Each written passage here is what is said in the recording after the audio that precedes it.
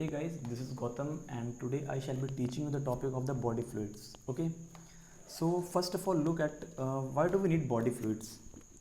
Okay, need for body fluid. Let us suppose कि ये हमारी body cells हैं. Okay, so these body cells will be requiring some nutrients in the form of carbohydrate or oxygen. Okay, nutrients like carbohydrate oxygen और at the same time ये जो sales हैं ये कुछ वेस्ट प्रोडक्ट्स भी बनाएंगी. Okay, they will produce waste products. Okay, तो body fluid का बेसिकली फंक्शन क्या है? बॉडी फ्लूइड का फंक्शन ये है कि इन सेल्स को न्यूट्रिएंट्स पहुंचाना है प्लस इनसे वेस्ट प्रोडक्ट रिमूव करना है. ठीक है, ओके, गॉट इट. सो अगर हम लोअर ऑर्गेनिजम्स की बात करें like porifera and coelenterates. Okay, तो इनमें बॉडी फ्लूइड का कोई वेल डिफाइंड सिस्टम तो है नहीं. ओके, तो इनमें ये काम किसके द्वारा किया जाता है? इनमें ये काम किया जाता है वाटर के द्वारा. Late us look at this diagram.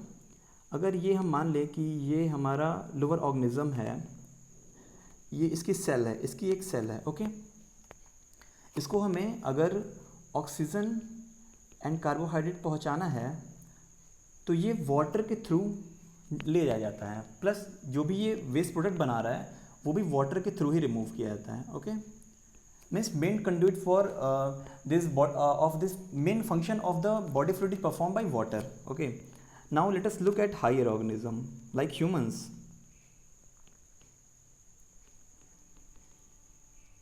Higher organisms like human में क्या होता है कि बॉडी फ्लूइड का एक वेल डिफाइंड सिस्टम पाया जाता है फॉर दिस फंक्शन. ओके, जो कि for example it is performed by blood and lymph.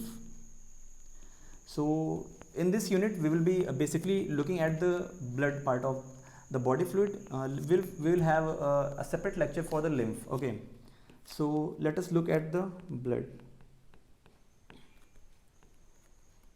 Blood जो हमारा है एक्चुअली एक तरह का स्पेशल कनेक्टिव टिश्यू है. Okay, let me write it down here.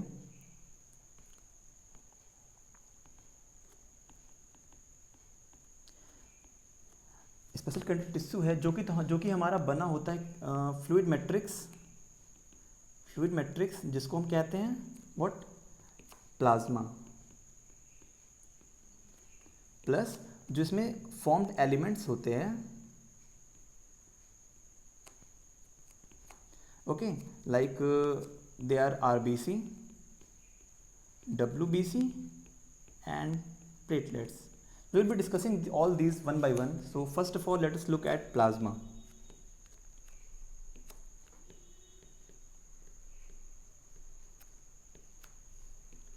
One more thing, these formed elements RBC, WBC and platelets, they are together known as blood corpuscles.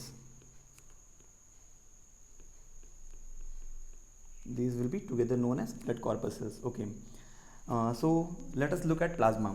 Plasma is a straw colored fluid. Straw colored means slightly you can say pale yellow color. Okay,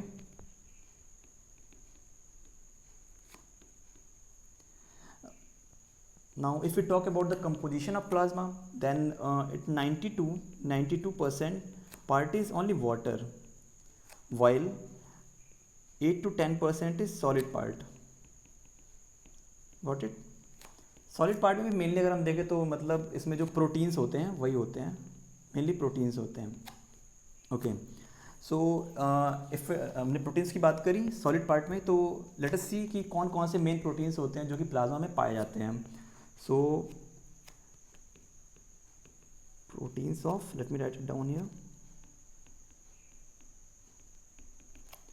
The first one is fibrinogen. Then next is albumin, and another one is globulins. Fibrinogen की अगर हम बात करें तो fibrinogen का जो main role है वो क्लॉटिंग में होता है. ओके, लाइक हम we will see it later on कि कैसे फिब्रिनोजन फाइब्रिन में कन्वर्ट होता है and then there is formation of clot. Okay, so its main role is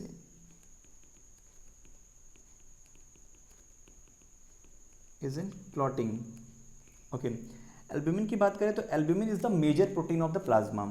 it is the major protein of plasma. Okay, और जो भी plasma में जो प्रेशर होता है जिसको हम किस नाम से जानते हैं, blood colloid osmotic pressure, also known as BCOP. Okay, let me write it down here. So plasma जो हमारा एल्ब्यूमिन होता है वो प्लाज्मा का pressure, that is blood colloid osmotic pressure,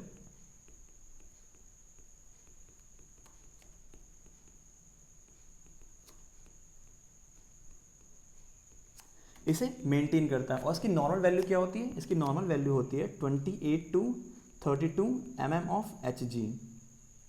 okay, now talking about globulins. Globulins का main function जो हमारा होता है वो इम्यूनिटी में होता है. ओके, तो globulins basically responsible for immunity. Okay, globulins further जो हमारे होते हैं वो alpha globulin, beta globulin, gamma globulin होते हैं. अल्फा ग्लोबुलिन,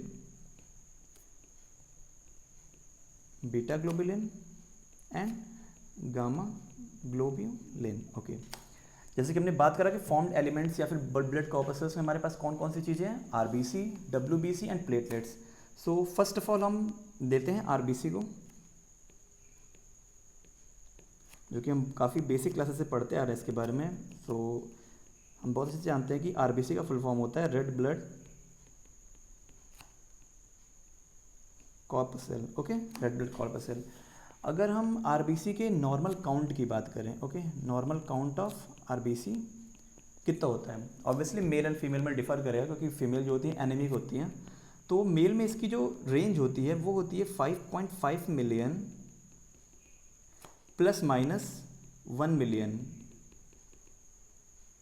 पर mm³ और ml you can say. Okay, मतलब 4.5 मिलियन से लेके 6.5 मिलियन तक जो रेंज होती है वो मेल में RBC की पाई जाती है.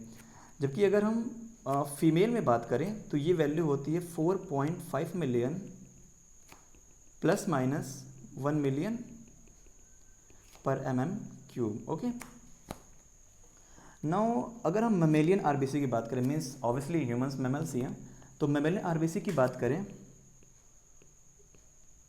इससे कुछ features. Okay,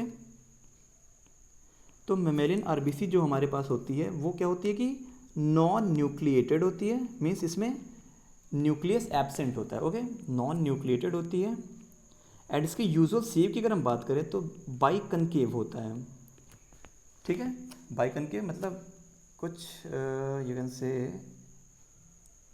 like this. Okay, mammalian RBC जो हमारे पास होती है वो नॉन न्यूक्लिएटेड होती है, biconcave. Non nucleated maximum mammals में होती है, बट फ्यू मैमल्स लाइक अगर हम बात करें कैमल एंड लामा, इनकी जो, ये भी मैमल्स ही हैं बट इनकी जो RBC होती है वो न्यूक्लिएटेड होती है. ओके, और बाइकनकेव शेप होने का कारण ये है कि बाइकनकेव शेप होने पे RBC का जो सरफेस एरिया है वो इंक्रीज हो जाता है. ठीक है, so it helps in the carrying of oxygen. That's the reason of biconcave shape of RBC. One more thing कि इन हायर क्लासेस जब हम पढ़ेंगे कि यहाँ तो हम पढ़ रहे हैं कि RBC नॉन न्यूक्लिएटेड होती है. ठीक है, लेकिन हायर क्लासेस में हम पढ़ेंगे कि जब RBC का मैच्योरेशन प्रोसेस होता है तो अर्लियर स्टेजेस में RBC न्यूक्लिएटेड होती है. लेटर स्टेजेस में क्या होता है कि RBC का न्यूक्लियस हटा दिया जाता है. ठीक है, ओके.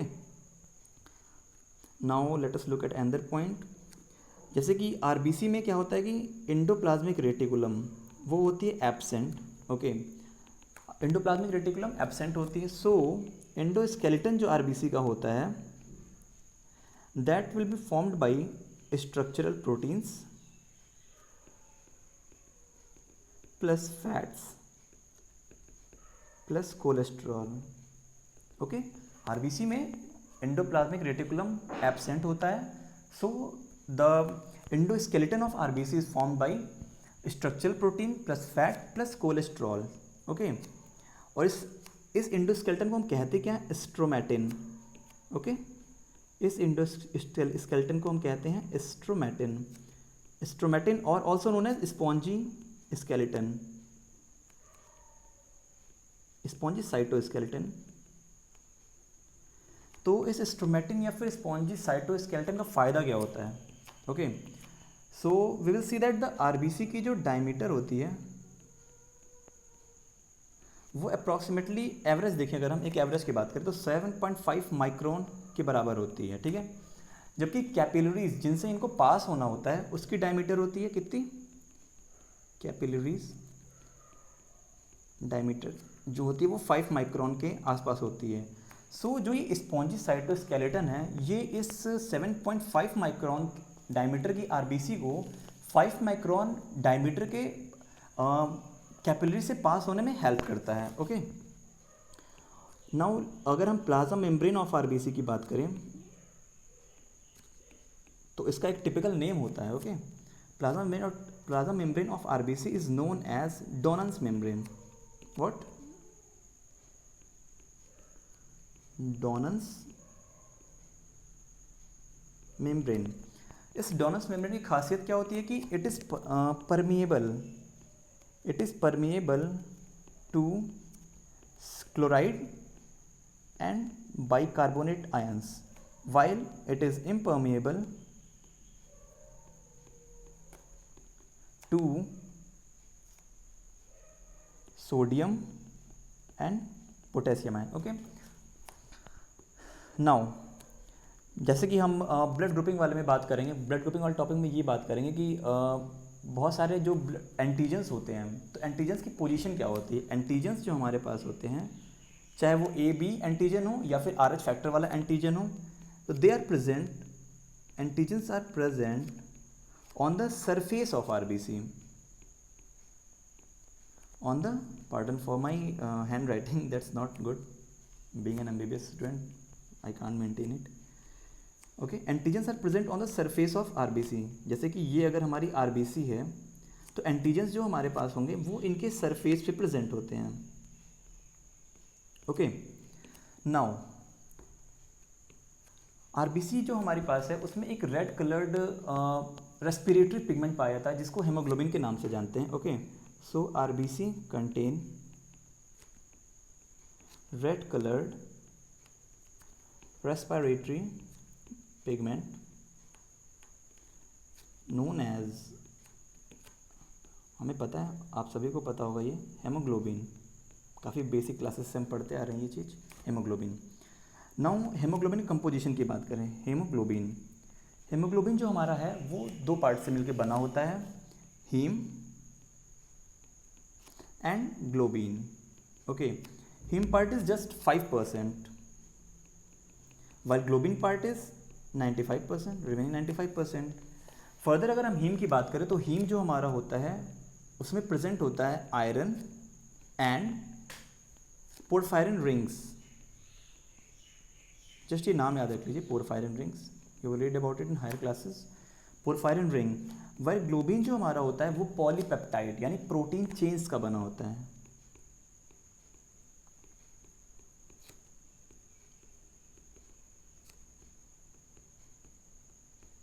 ओके, नाउ जैसे कि एक हीमोग्लोबिन का मॉलिक्यूल जो होता है उसमें 4 पॉलीपेप्टाइड चेन्स होती हैं, ठीक है। 1 haemoglobin molecule contains 4 polypeptide chains. ये 4 नंबर बहुत इंपॉर्टेंट है, इसे याद रखिए। Contains 4 polypeptide chains and also the polypeptide chains are also of 4 types। okay, also polypeptide chains are of 4 types। तो ये 4 टाइप्स हमारे पास कौन कौन से हैं? ये 4 टाइप्स हमारे पास हैं alpha chain, beta, gamma and delta. So in, जैसा कि मैंने पहले ही बात कर ली कि जो हमारे पास पॉलीपेप्टाइड, एक हीमोग्लोबिन मॉलिक्यूल में पॉलीपेप्टाइड चेन्स कितने होते हैं? 4। Okay, so on this basis जो हमारे पास हीमोग्लोबिन होता है वो 3 तरह का होता है, ठीक है। सो हेमोग्लोबिन जो हमारे पास है, हेमोग्लोबिन इज ऑफ 3 टाइप्स। पहला जो हमारे पास है HbA, HbA means adult haemoglobin. इसमें हमारे पास 4 पॉलीपेप्टाइड चेन कौन कौन से होते हैं? अल्फ़ा के 2 चेन होते हैं प्लस बीटा के 2 चेन होते हैं, ठीक है। Then in some of the adults the adult haemoglobin 2 is found, that is HbA2 adult haemoglobin 2। इसमें कौन कौन से चेन्स पाए जाते हैं? Alpha 2 and delta 2, okay. 2 chain alpha के और 2 चेन डेल्टा के। नाउ तीसरी अगर हम बात करें foetal haemoglobin, that is HbF, foetal haemoglobin. इसमें हमारे पास 4 चेन कौन कौन से होते हैं? Alpha 2 and alpha 2 and gamma 2, okay. Now let us look at some important points. Change in the shape of RBC, change in the shape of RBC means due to any reason अगर RBC की shape change हो जाए, जो कि usually by concave होती है, उससे अगर किसी अदर शेप में हो जाए तो that phenomena will be known as poikilocytosis, poikilocytosis. For example sickle cell anaemia,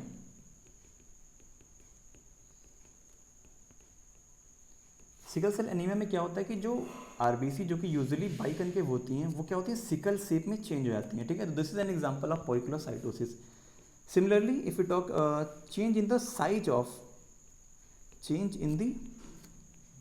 size of RBC, that will be known as anisocytosis. Means अगर anyhow due to any reason जो RBC की normal जो size है that is 7.5 micron, अगर वो छोटी हो जाए या फिर बड़ी हो जाए, चेंज हो जाए, तो that phenomena will be known as anisocytosis. For example in vitamin B12 deficiency जो आरबीसी होती है, आरबीसी की साइज जो होती है वो इंक्रीज हो जाती है, ओके। तो that RBC will be known as macrocyte, ठीक है। Obviously that macrocyte will be destroyed in spleen and that leads to macrocytic anemia, but that's not of our concern right now. और similarly अगर iron deficiency होती है body में, सो RBC की size क्या होती है वो डिक्रीज हो जाती है, and such an RBC will be known as microsite,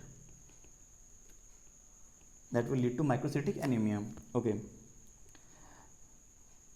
Now if we talk about the site of production of RBC,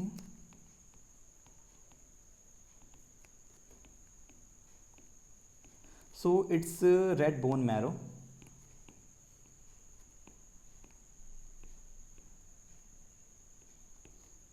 let us draw a diagram. If this is our bone, so this area will be red bone marrow और यहीं पे erythropoiesis, that is production of RBC होगा, and destruction of RBC that occurs in spleen. So for this reason spleen is also known as graveyard of RBC, graveyard of RBC, okay. So that's it about the RBC. Now let us look at the WBC component. WBC means white blood cells, that is also known as leukocytes.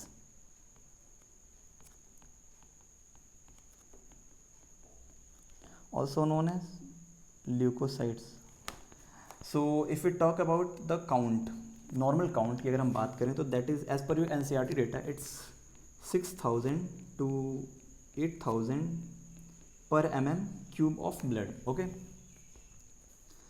Now let us look at some terminologies that may confuse you. These are leukocytosis,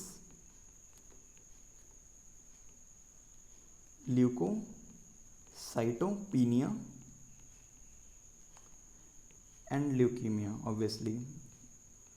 okay, so इनका जो मतलब है उनका basically उनकी words में छिपा हुआ है। साइटोसिस मीन्स होता है कि किसी भी चीज़ का बहुत काफ़ी इंक्रीज कर जाना।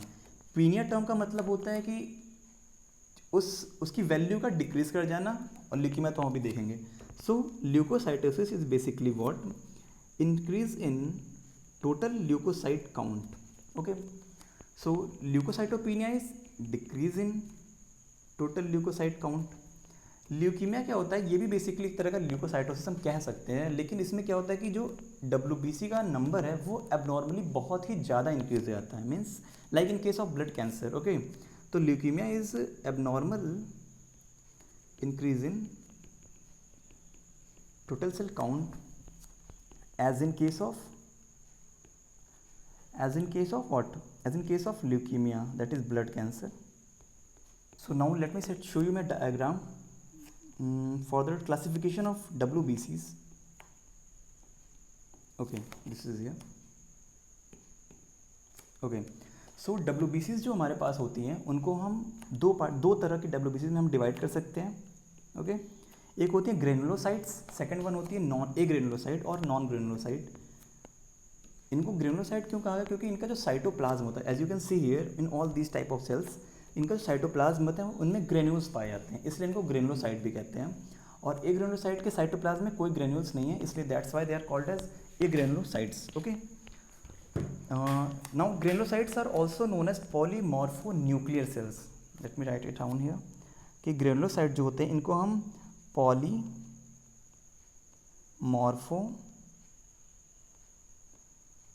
न्यूक्लियर सेल्स भी कहते हैं। पॉलीमॉर्फो न्यूक्लियर सेल्स कहने का मतलब है क्योंकि जितने भी टाइप के ग्रेनुलोसाइट्स होते हैं उनमें मोर देन वन न्यूक्लियस पाया जाता है। जैसे कि हम अभी देखेंगे कि यूजिनोफिल्स में 2 न्यूक्लियस होते हैं, बेसोफिल्स में 2 to 3 लोब न्यूक्लियस होता है, न्यूट्रोफिल में 3 to 5 लोब न्यूक्लियस होता है। तो they are also known as polymorphonuclear cells. जबकि एक ग्रेनुलोसाइट्स जो होते हैं इन ये मोनोमॉर्फिक न्यूक्लियर सेल्स होते हैं, मतलब इनमें बस एक ही न्यूक्लियस पाया जाता है। सो ग्रेनुलोसाइट्स, फर्स्ट ऑफ ऑल हम देखते हैं ग्रेनुलोसाइट जो हमारे पास है वो फर्दर 3 तरह के होते हैं, eosinophil, basophil, neutrophil. Okay, while agranulocytes are of 2 types, monocytes and lymphocytes. अगर हम रिलेटिव एबंडेंस की बात करें of the total WBC part, eosinophils are forms 2 to 3%, basophil form 0.5 to 1%, that's the least value, neutrophil are 60 to 65%, monocytes are 6 to 8%, while lymphocytes form 20-25%. Okay, यूजिनोफिल्स की अगर हम बात करें, इनका जो न्यूक्लियस होता है as we can see here that इनका जो न्यूक्लियस है वो बाइलोब्ड है। ओके, बाइलोब न्यूक्लियस यहाँ पे प्रेजेंट है।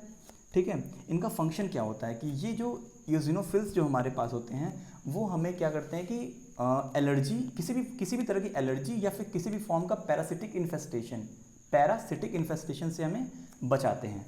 Now let us look at the basophils. Basophils के nucleus as you can see over there, it is a 2 to 3 lobe nucleus.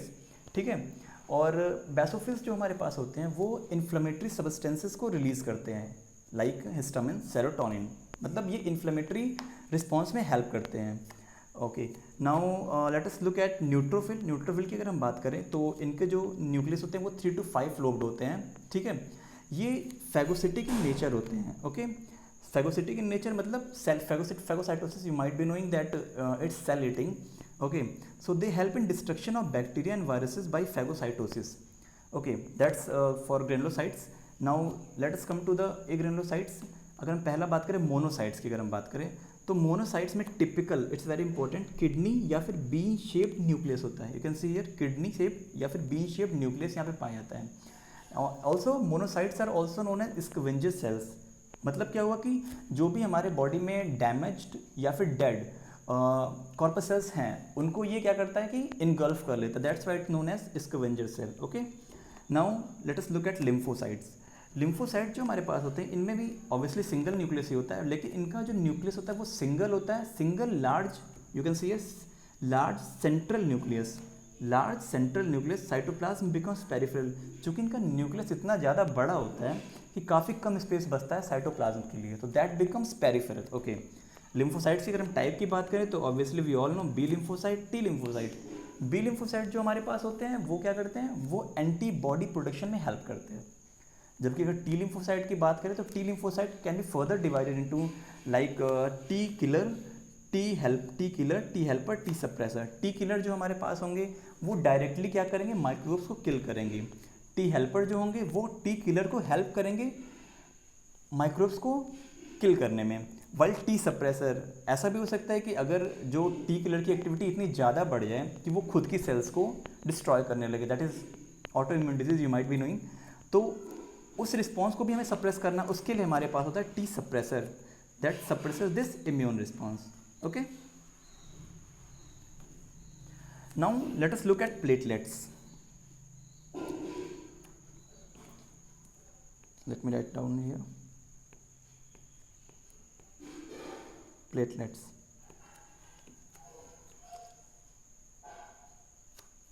Okay, तो फर्स्ट ऑफ ऑल प्लेटलेट्स होती क्या है, तो platelets are the fragments of megakaryocytes.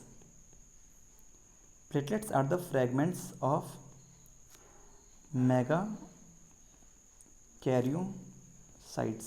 Megakaryocytes क्या हैं, ये एक तरह की सेल्स होती हैं जो कि बोन मैरो में मिलती हैं, जब ये फ्रैगमेंट्स में टूट जाती हैं। ओके, तो हमारा प्लेटलेट्स का फॉर्मेशन होता है। नाउ अगर हम काउंट की बात करें as per your NCERT data, count की अगर हम बात करें तो 1,50,000 to 3,50,000 पर mm3, that's the count of the platelets. ठीक है, फिर अगर हम बात करें critical count of platelet,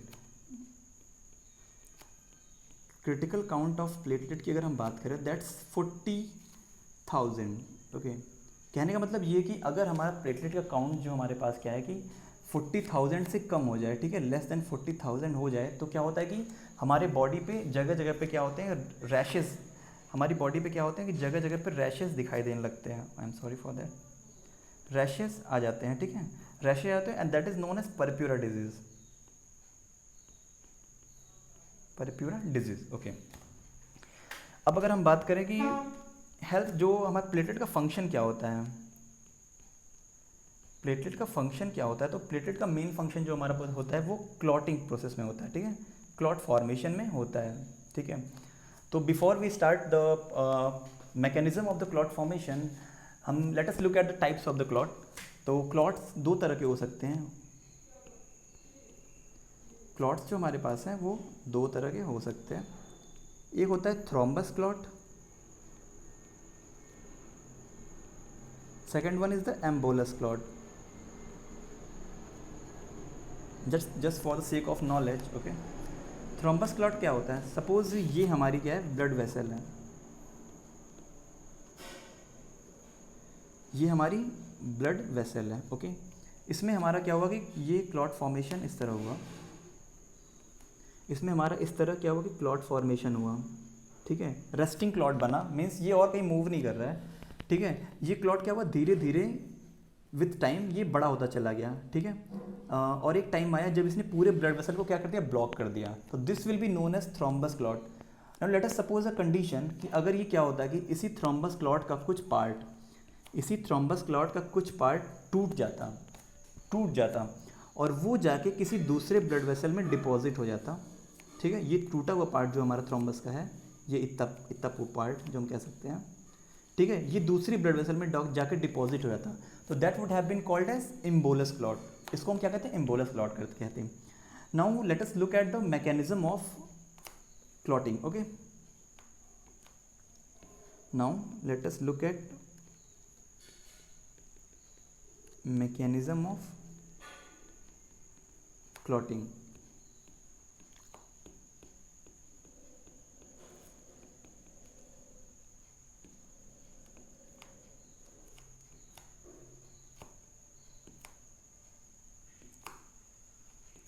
okay, so mechanism of clotting के लिए एक हमारे पास थ्योरी है जिसका नाम है enzyme cascade theory. Enzyme cascade theory. Okay, तो जो हमारे पास क्लॉटिंग प्रोसेस होती है उसको हम बेसिकली 3 स्टेप्स में डिवाइड कर सकते हैं। ठीक है, first step is the thromboplastin release, second step is the conversion of prothrombin into thrombin third step is the fibrinogen and fibrin. Okay, तो थ्रोम्बोप्लास्टिन रिलीज की अगर हम बात करें, सपोज कहीं पे भी अगर हमारी ब्लड वेसल इंजर हुई, okay, suppose this is your blood vessel और यहाँ पे इंजरी हुई, ठीक है, तो जो हमारा इंजर्ड टिश्यू होगा, जो हमारे पास यहाँ पे लोकल टिश्यू प्रेजेंट होगा यानी इंजर्ड टिश्यू होगा, वो हमारा प्रोड्यूस करेगा एक सब्सटेंस जिसका नाम है exothromboplastin, I am sorry, endothromboplastin, that will be endothromboplastin. While जो हमारे पास प्लेटलेट्स होती हैं वो क्या प्रोड्यूस करेंगी, exothromboplastin. Okay, injured tissue will produce endothromboplastin while platelets will produce exothromboplastin. ठीक है, both these thromboplastin react with some plasma proteins in presence of calcium ion. Okay, ये दोनों जो हमारे पास इंडोथ्रोम्बोप्लास्टिन है एंड एक्सोथ्रोम्बोप्लास्टिन है, they react with some plasma protein in presence of calcium to form an enzyme that is known as prothrombinase enzyme और thrombokinase enzyme, prothrombinase enzyme और thrombokinase enzyme. अब इस एंजाइम का जो यूज़ है वो हमारे क्लॉटिंग के मैकेनिज्म ऑफ क्लॉटिंग के नेक्स्ट स्टेप में काम आता है। नेक्स्ट स्टेप हमारे पास क्या है कि conversion of prothrombin. Obviously prothrombin means it is an inactive substance. Conversion of prothrombin into thrombin takes place in the presence of the prothrombinase enzyme और thrombokinase enzyme plus in presence of calcium. ठीक है, तो ये हमारे पास thrombin हमें मिल गया। Next step में क्या होता है कि जो conversion of fibrinogen into fibrin होता है ड्यू टू दिस थ्रोम्बिन। ठीक है, फाइब्रिनोजन जो हमारे पास है दैट इज प्लाज्मा में वो क्या होता है, सॉल्युबल होता है, वाइल फाइब्रिन जो हमारे पास होता है इनसॉल्युबल। सो हमें फाइनली फाइब्रिन मिल गया, फाइब्रिन मिल गया। अब क्लॉट बेसिकली है क्या, क्लॉट एक मैश लाइक स्ट्रक्चर होता है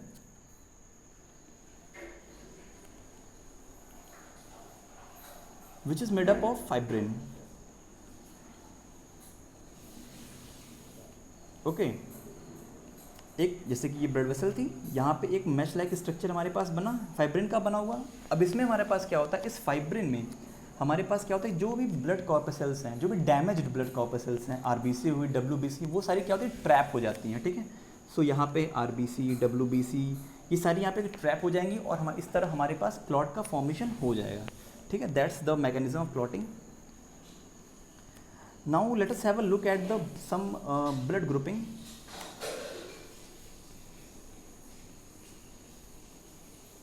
Blood groups. Okay.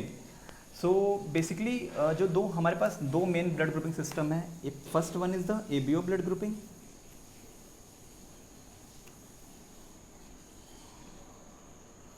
And second one is the RH blood grouping.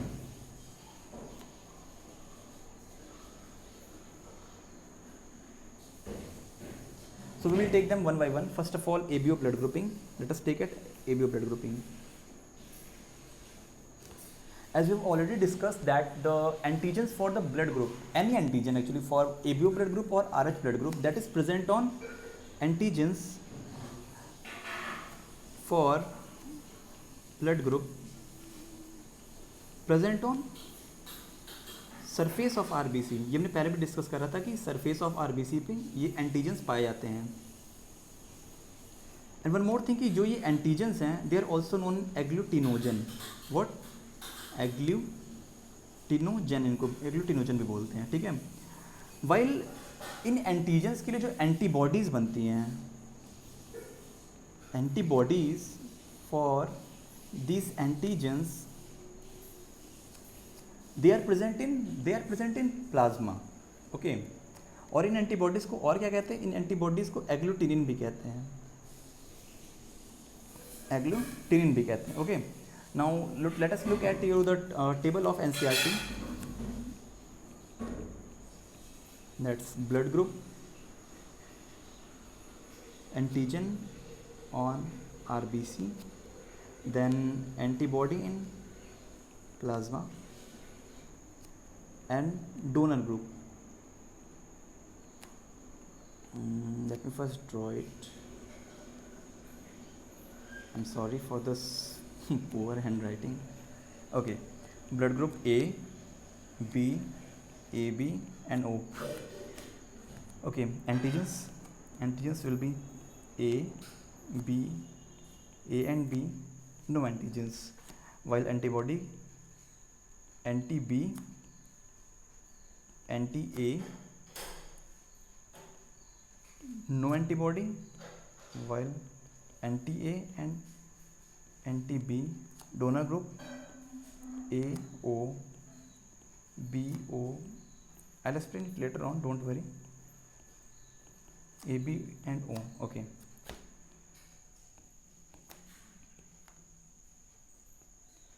So blood group A, blood group A का मतलब क्या हुआ कि जो आरबीसी है हमारे पास, अगर स्फेरिकल मान लेते हैं आरबीसी हमारे पास, जो ब्लड ग्रुप ए का मतलब ये हो कि आरबीसी जो हमारे पास है उसकी सरफेस पे जो हमारे पास एंटीजन है वो क्या है, ए है। ब्लड ग्रुप बी का मतलब क्या हुआ कि जो हमारे पास आरबीसी है उसके सरफेस पे एंटीजन क्या है, बी। ओके, इसको ट्रायंगल के फॉर्म में बना लेते हैं, ठीक है।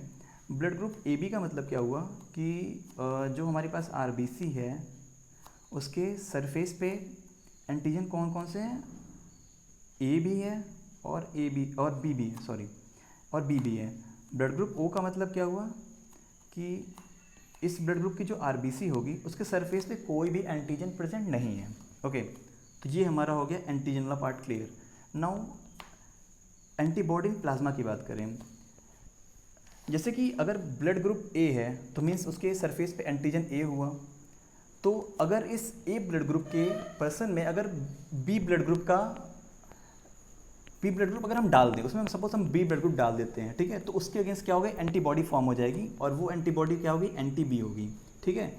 एंटी बी होगी मतलब अगर हमने बी ब्लड ग्रुप का इन्फ्यूज़न उसमें कर दिया ए ब्लड ग्रुप के पर्सन में, तो उसमें क्या हो जाएगा कि डिस्ट्रक्शन ऑफ आरबीसी हो जाएगा और क्लम्पिंग हो जाएगी। ओके, अगर हम डोनर ग्रुप की बात करें, वेरी इजी, क्योंकि इस पे ए ब्लड ग्रुप पे क्या है, एंटीजन ए है, तो या तो दूसरा पर्सन जो इसको ब्लड ग्रुप दे, जो इसको डोनेट कर सकता है, उसके आरबीसी पे एंटीजन ए हो या फिर कोई एंटीजन ना हो, ऑब्वियस सी बात है, तो ही हम डोनेट कर सकते हैं ना। तो यानी इसका डोनर ग्रुप क्या हो गया, A and O. Similarly B blood group की अगर हम बात करें तो एंटीजन उस पर बी हुआ, एंटीबॉडी जो उसके प्लाज्मा में होगी वो एंटी ए होगी, यानी अगर हमने ए ब्लड ग्रुप का इन्फ्यूज़न इसमें कर दिया तो डिस्ट्रक्शन ऑफ आरबीसी यानी क्लम्पिंग हो जाएगी। और फिर डोनर की अगर हम बात करें तो ऑब्वियसली सेम एंटीजन जिसके पास हो वो डोनेट कर सकता है, या फिर एंटीजन ही ना हो वो डोनेट कर सकता है। ए बी की अगर हम बात करें, ए बी पे हमारे पास दोनों एंटीजन है, ए भी है, ए बी पे हमारे पास क्या है कि दोनों एंटीजन है, ए भी है बी भी है, ठीक है। तो इसके अगेंस्ट कोई जो प्लाज्मा होगा, प्लाज्मा में कोई एंटीबॉडी नहीं होगी, ठीक है। और अगर हम डोनर ग्रुप की बात करें तो हम इसमें ए भी दे सकता है, बी भी दे सकता है, ए बी भी दे सकता है, ओ भी दे सकता है। इट मीन्स इसको कोई भी ब्लड दे सकता है। That means A B blood group is also known as, that means A B blood group will be known as universal recipient. Okay, means अगर एक person A B blood group का है तो उसे ब्लड अगर देना है तो कोई भी दे सकता है, चाहे वो ए ग्रुप का हो, बी ग्रुप का हो, ए बी का हो या इवन ओ का हो। सिमिलरली अगर ओ की बात करें, ओ ब्लड ग्रुप के पर्सन पे कोई भी हमारे पास यहाँ पे एंटीजन नहीं है, ठीक है, तो इसमें जो प्लाज्मा होगी उसमें एंटीबॉडी दोनों ही बनेगी, obviously anti A and anti B दोनों बनेगी। डोनर ग्रुप की बात करें, चूँकि इसमें इसके सरफेस पे कोई एंटीजन नहीं है तो इनको कोई भी ब्लड दे नहीं सकता है, ठीक है, इनको कोई ब्लड नहीं दे सकता है एक्सेप्ट फॉर,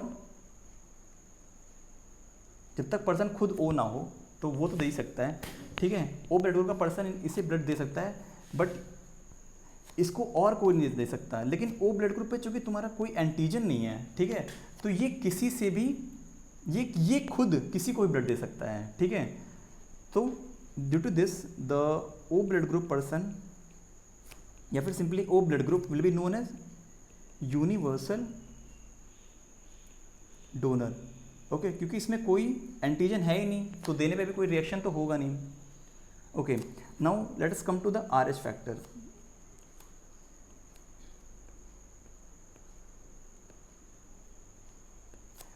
तो just like ABO blood grouping,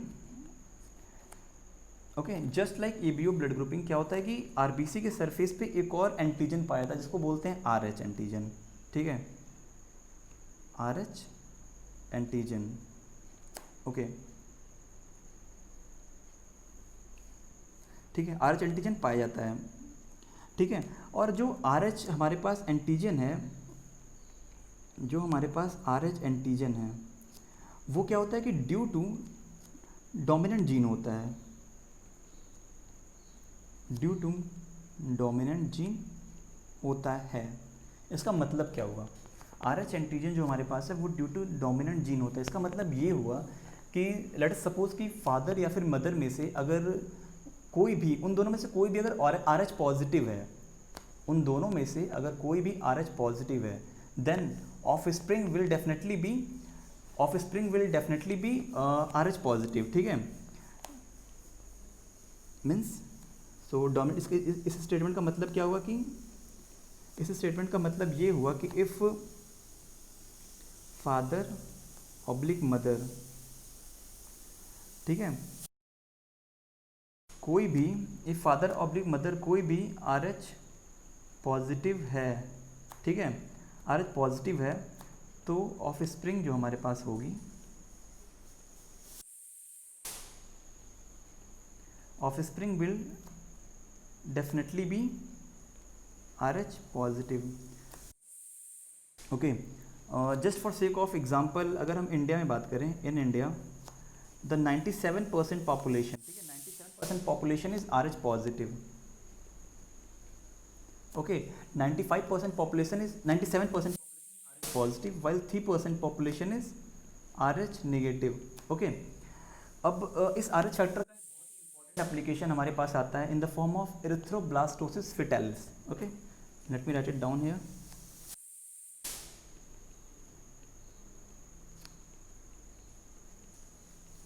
erythroblast fetalis.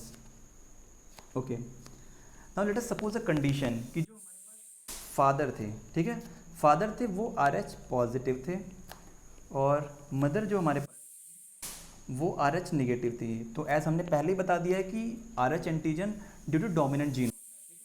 तो अब जो ऑफस्प्रिंग आएगी हमारे पास, ऑफस्प्रिंग जो हमारे पास आएगी वो भी RH पॉजिटिव होगी, ठीक है, RH पॉजिटिव आएगी, ठीक है। अब जब जब ये मदर, इसकी जब फर्स्ट प्रेगनेंसी हुई, ठीक है, तो प्रेगनेंसी के दौरान तो कोई प्रॉब्लम नहीं हुई, ठीक है, प्रेगनेंसी के दौरान तो कोई प्रॉब्लम नहीं, मदर और फीटस का ब्लड डायरेक्टली कांटेक्ट में कभी नहीं आता ऑल थ्रू द प्रेगनेंसी। लेकिन at the time of parturition, but at the time of parturition क्या होता है कि ब्लड वेसल्स जो हमारी मदर की होती है, क्योंकि काफ़ी ब्लीडिंग होते हैं, पता है कि काफ़ी ब्लीडिंग होती है, तो ओपन हो जाती है। एट दैट टाइम क्या होता है कि मदर का वो फीटल ब्लड के कांटेक्ट में आता है, ठीक है, ठीक है। तो मदर्स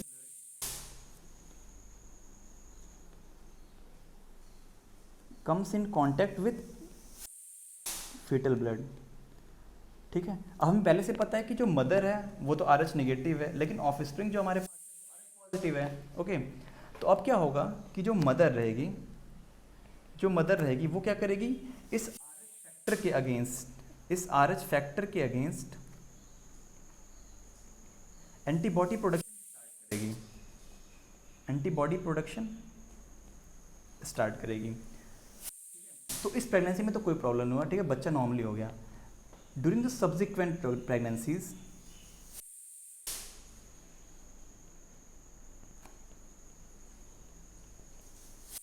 क्योंकि फादर तो अभी भी RH पॉजिटिव ही है, ठीक है, तो ऑफस्प्रिंग फिर से RH पॉजिटिव होगी। लेकिन दिस टाइम क्या हुआ कि मदर के ब्लड में, मदर के ब्लड में क्या हुआ कि RH फैक्टर के अगेंस्ट एंटीबॉडीज प्रेजेंट है, RH फैक्टर के अगेंस्ट एंटीबॉडीज प्रेजेंट है, ठीक है, RH फैक्टर के अगेंस्ट एंटीबॉडी प्रेजेंट है। तो ये जो RH फैक्टर के अगेंस्ट एंटीबॉडी, ये क्या करेंगी, प्लेसेंटा के थ्रू पास कर जाएंगी मदर से, किसमें, फीटस में।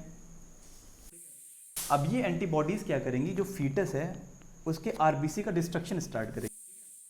तो RBC destruction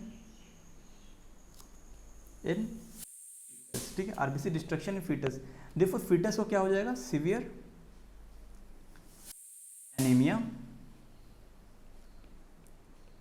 and jaundice. So this whole condition, okay, this whole condition is known as erythroblastosis fetalis. Okay, erythroblastosis fetalis. So that's all for today from my side. Stay tuned for more such interesting lectures. Thank you.